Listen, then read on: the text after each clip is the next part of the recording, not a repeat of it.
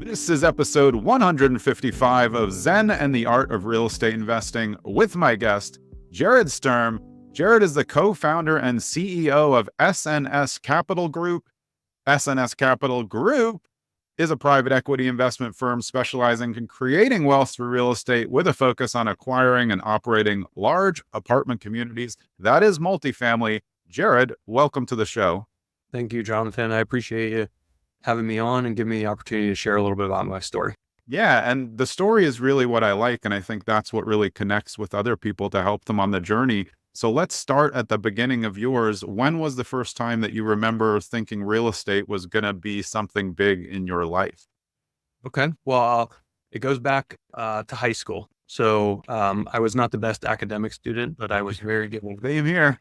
I was very good in wood shop. And so, all the way through high school, I tried to spend most of my time in wood shop and kind of said I have a natural aptitude working with my hands and being in the trades. And my senior year of high school, our high school had a program where you could work full time if you had enough credits. So I signed up for that. I became a full-time maintenance technician for another apartment landlord in Cincinnati, Ohio, which is where I live today. And had the opportunity to kind of learn the business from the maintenance tech perspective. That was 2007, and then ended up buying my first investment property in 2008, and have fast forward 16 years now, we're at about 1,400 units here in Cincinnati, Ohio, and it's been a fun ride all the way through. So when you rented those other 4 rooms, though, did you rent to friends or did you throw it up on like Craigslist at the time? Because you're young, though, so you're kind of figuring out like the first time how to be a landlord. And now, of course, you're, 1,400 units, a whole different story. Yeah. No, I mean, we rented to friends, and I would say I've heard stories where that doesn't go so well, and I'm fortunate that that's not my story. So we ended up living in that house for 5 years Oh, wow. with the same people, right? And That's so awesome. it was a great opportunity to build lifelong friendships, and we learned along the way. And yes, there were some challenges being the roommate and the owner, but Yeah. nothing that was too disruptive.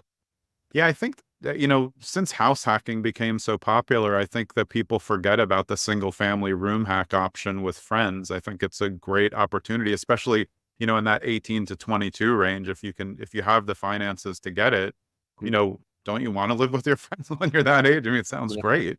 Yeah, it was a blast. I mean, it was basically like a off-campus frat house, Right. and it was a great time, and I wouldn't trade it for anything. But it also gave me a really good start from a financial means perspective, because those 4 guys were really happy. I think at the time this is the Midwest, so Cincinnati, Ohio in 2008, but we were charging them like, 400 a room or something. And it was significantly off, it was more than what the mortgage payment and kind of operating costs were. So we were living for free. And for 5 years that, I have moved out of my parents' house and had no living costs for 5 years. So that gives you a little bit of a running start when you go into the rest of life.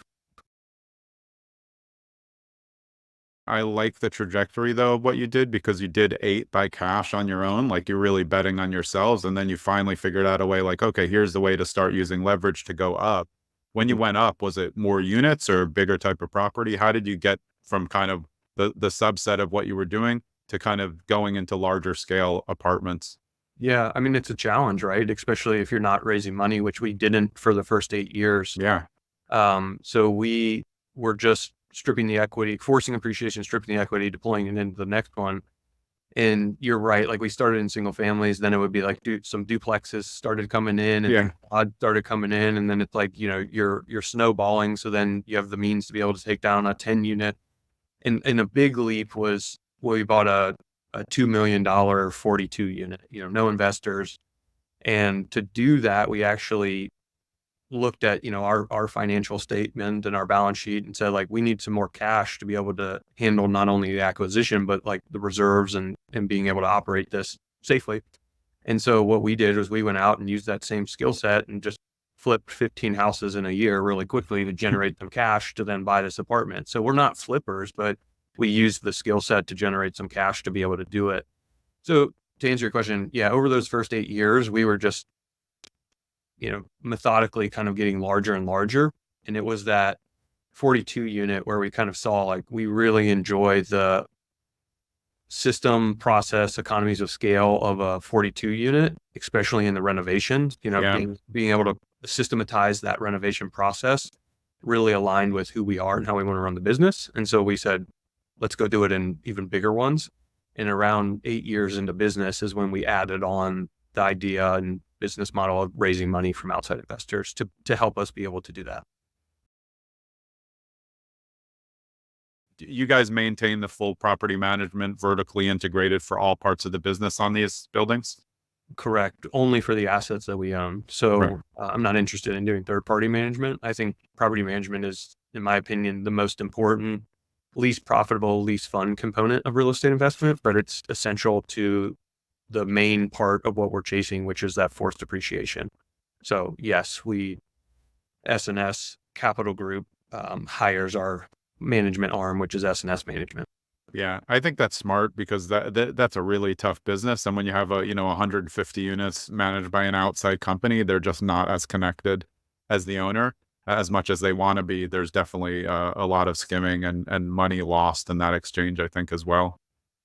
Yeah, and part of it is like that's true. No one cares like the owner. No one's going to operate as efficiently as the owner. But there's also like building. When we're in one market and we have 1,400 units, there is brand recognition. And so if we made the election to do third party management, we have some owner, in a different state that says, don't put the new roof on yet. You patch it with some shingles that are a different color, right? Right, that affects you. Yeah, it affects the brand overall. Whether it's, just unsaid or it's reviews online, right? Like Yeah. either way is important to us to maintain that high standard. Because what we do is we buy for long-term, consistent, predictable cash flow. So that usually means we're doing 10-year or longer holds. And how that translates to what you're asking about is like, we are the beneficiary of proper preventative maintenance, or we are the beneficiary of like poor, Band-Aid maintenance. And so we take care of our properties really well, and something we pride ourselves on.